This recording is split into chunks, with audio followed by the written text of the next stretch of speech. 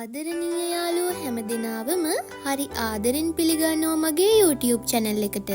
ඉතින් ඔයාලා හැමෝම හොඳින් ඉන්නවා ඇති කියලා මම හිතනවා. මම ටෝකියෝ ඉඳන් ඔයිත ඇවිත් දැන් දවස් 5ක් විතර වෙනවා. අපිට යන්න තියෙනවා ඔයිත එයාපෝට් එකට.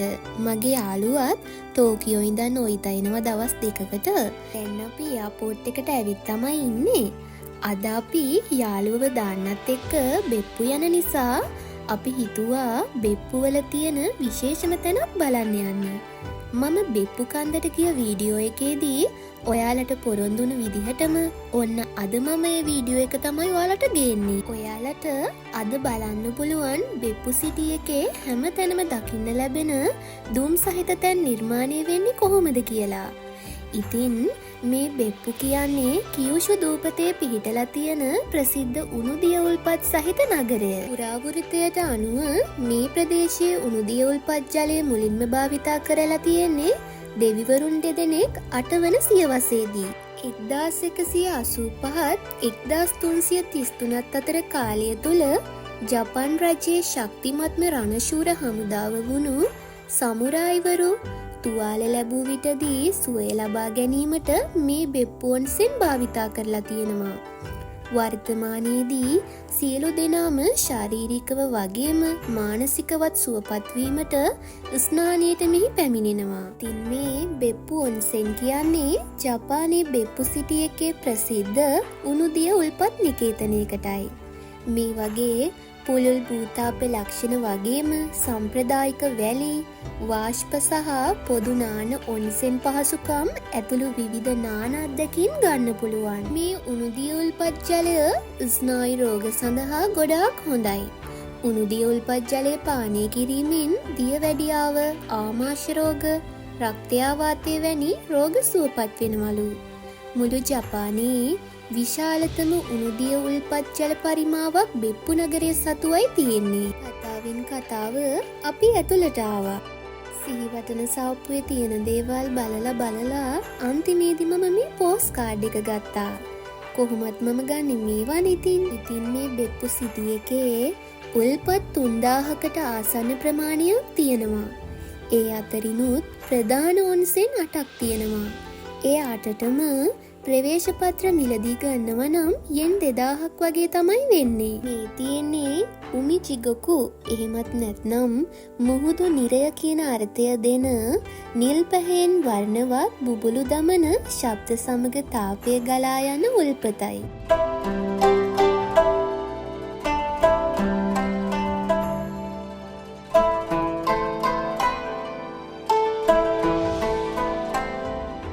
උෂ්ණත්වය, වාෂ්ප, සංරජක නිසා ඇතිවන වර්ණ හේතුවෙන් ඇතිවන බියජනක දර්ශනය හේතුවෙන් තමයි මේවා නිරය ලෙස හඳුන්වන්නේ.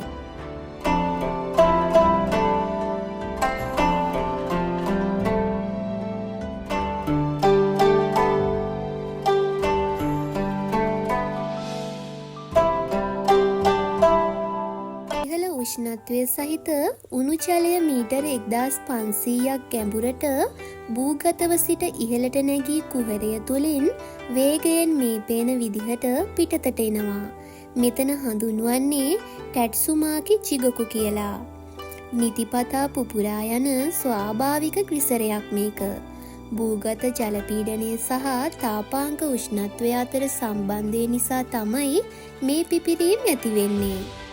ඉතාන්‍ය, අයිස්ලන්තය, නවසීලන්තයේ තියෙන ලෝක ප්‍රසිද්ධ ග්‍රිසර තිබුණත් මේ ග්‍රිසරයේ කෙටි පිපුරුම් චක්‍ර නිසා සංචාරකීන් අතර මෙය වඩාත් ප්‍රසිද්ධයි.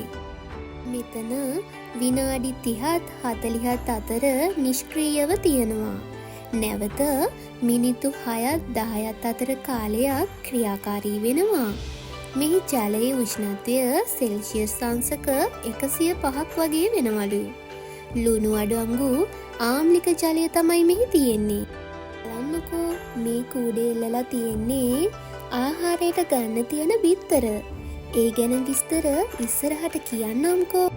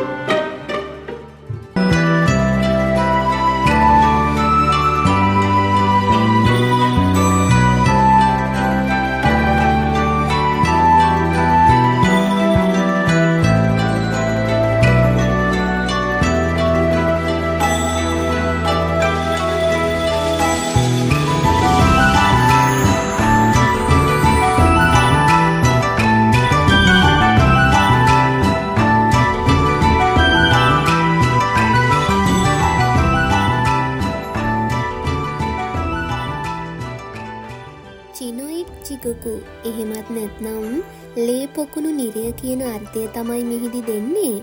තාප මඩවල ඇති යකඩ ඔක්සයිඩ් ඔක්සිජන් සමග ස්පර්ශ වෙලා රතු පහයට හැරීමෙන් තමයි මේ වර්ණය ලැබිලා තියෙන්නේ. ඉතින් බලන්නකො ලස්සන.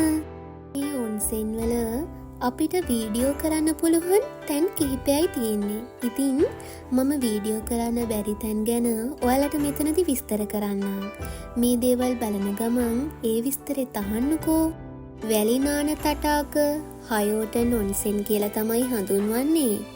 ඒ වගේම වාෂ්පයෙන් වැසී යන වාෂ්පනාන තටාක මුෂි ඔන්සෙන් කියලා තමයි හඳුන්වන්නේ.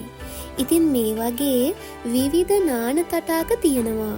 එලිමහන් නාන තටාකත් තියෙනවා. මේ කිසිම දෙයක් වීඩියෝ කරන්න අවස්ථාවක් නැහැ.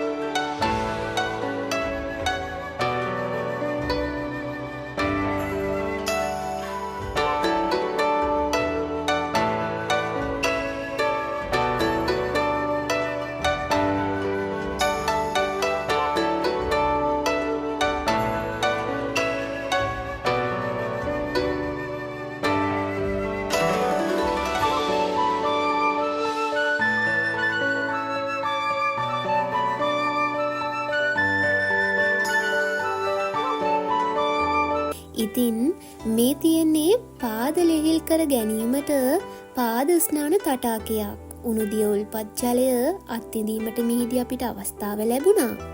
මේක නම් හරිම රස්නේ. ඒ වුණත් ටික වෙලාවකින් පුදුම සනීපයක් තමයි දැනුනේ. අපි මෙතන වැඩි වෙලාවක් හිටියා.